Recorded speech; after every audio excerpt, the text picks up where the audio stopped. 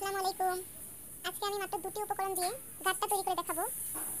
এখানে আমরা নিব আখা গুড় আর বাদাম। বাদামগুলোকে ভালোভাবে খোসা ছাড়িয়ে নিতে হবে। দেখতে পাচ্ছেন কি সুন্দর হয়েছে আমার গাঁটটাগুলো। আমি একটা বাটির মধ্যে সবগুলো বাদাম একসাথে করে নেব।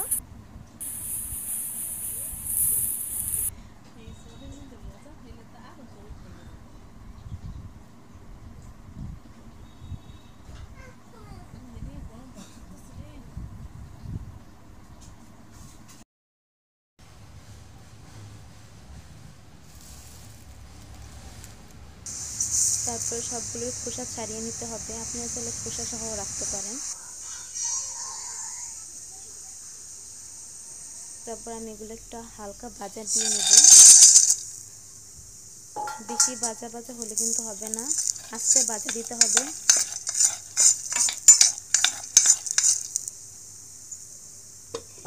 হালকা লালচে রঙের আসলেই আমরা নামিয়ে ফেলবো।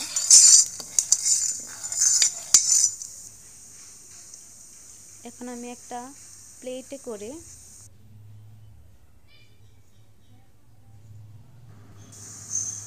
আখা গুড় নিয়ে নেব, দেখতে পাচ্ছেন। আর আপনারা যদি আখা গুড়ের সম্পর্কে জানতে চান তাহলে আমাকে কমেন্ট বক্সে জানাবেন, আমি তাদের ফেসবুক পেজটা দিয়ে দেব। এখন আমি এটাকে হালকা করে জাল করে নেব।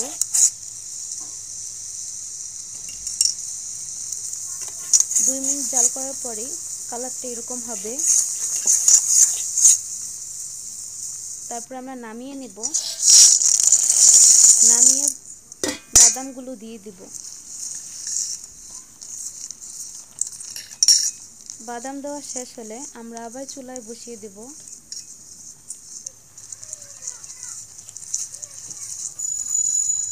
হালকা জাল করে নেব। 5 মিনিটের মতো জাল করে নেব হালকা চুলার আঁচে। দেখতে পাচ্ছেন কি সুন্দর কালার হয়েছে, অনেক সুন্দর হয়েছে।